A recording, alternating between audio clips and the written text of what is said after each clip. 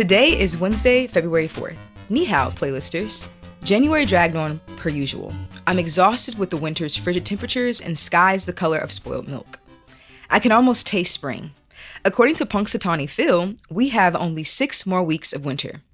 If you're feeling similar, let me lift your spirits with my February events guide that features 44 of the coolest things happening around town. Did you know this year marks the 100th anniversary of Black History Month? In 1926, historian Carter G. Woodson created Negro History Week, which blossomed into a month-long national celebration. Black History Month events are highlighted in green throughout the list. Indy also delivers productions with heavy topics such as domestic violence and Lorena, a Tabloid Epic, infants lent from orphanages and borrowed babies, and gentrification in St. Sebastian. I packed in Valentine's and Galentine's Day events, local music shows, and film premieres. What's new in arts and culture? Let's hear from interim arts and culture editor Gwen Ragnow. Every first Friday of the month, the artists at the Factory Arts District open their studios to show their stuff. This Friday, you can see Nightlight artworks by Michelle Burns, Susan Semenick's watercolor landscapes, K-pop and Afro-pop-inspired clothing from fashion designer Tendai Phillips, and paintings that reflect Mervia Sol Eckert's Puerto Rican heritage. In Reika Murali Duran's family, the birthday girl gets to choose the food for the day. She shared how to make her favorite Indian sweet treats, payasam and kasari. Reika, who's Hindu, said part of the birthday tradition is to offer the food to the gods and ask for blessings.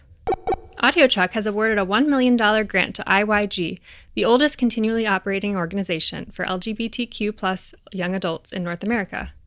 It will allow IYG to expand into 10 Indiana cities at a time when federal funding has been cut for many organizations with missions related to DEI. Ty Stratton wants data to help artists and Indiana lawmakers get on the same page when it comes to funding arts and culture. Enter Wesley's Project. Stratton premiered the data tool at Pattern's Creative Economy Summit last year. Watch our video to learn how it works and how it can help artists around the state. In case you missed something, see all arts and culture coverage at mirrorindy.org/arts. Did you know you can listen to playlists on your favorite podcast platforms? Subscribe and get a notification each time we upload a new episode with indie arts and culture news. City Chatter. Let's hear from Ebony Chappelle, Free Press Indiana Director of Brand and Community Strategy. What's good, friends?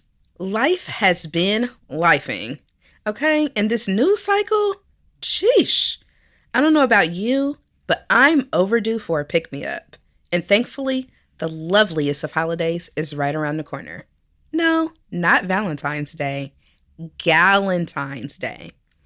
I don't think I knew this was a thing back in college when, in a state of rebellion against the big business of romance, I decided to focus my V-Day energy on creating date-in-a-box gifts for my closest girlfriends and the adult women in my family. They were so cute. I had little Chinese takeout containers filled with decorative rice, homemade fortune cookies. Yes, I not only baked the cookies, but wrote the fortunes myself as well. And it included a muscle-bound action figure that grew when you drowned it in water. Back then, I felt like Cupid was conspiring against me. But even in that sullen state, I felt the pull to pour into my community of sisterhood with love and creativity. Painting the town red helped to chase my blues away. Today, Cupid and I are on much, much better terms. And still, Galentine's reigns supreme on my social calendar. I'm looking forward to playing bingo and hopefully winning some plants at the Sip Easy's Galentine's event happening at the Amp on Friday, February 13th. I hear that a few tickets are still available. So, if you're an espresso martini gal like myself, Ruby, the Sip Easy's lead bartender and resident plant queen, makes one that'll set your heart ablaze. Happy loving. Peace. What else is up, Miss Ghana? Goodness Gracious launched Crafters and Cocktails, a weekly series for all things knitting, crocheting, cross-stitching, quilting, and needlepoint. The next one is February 5th.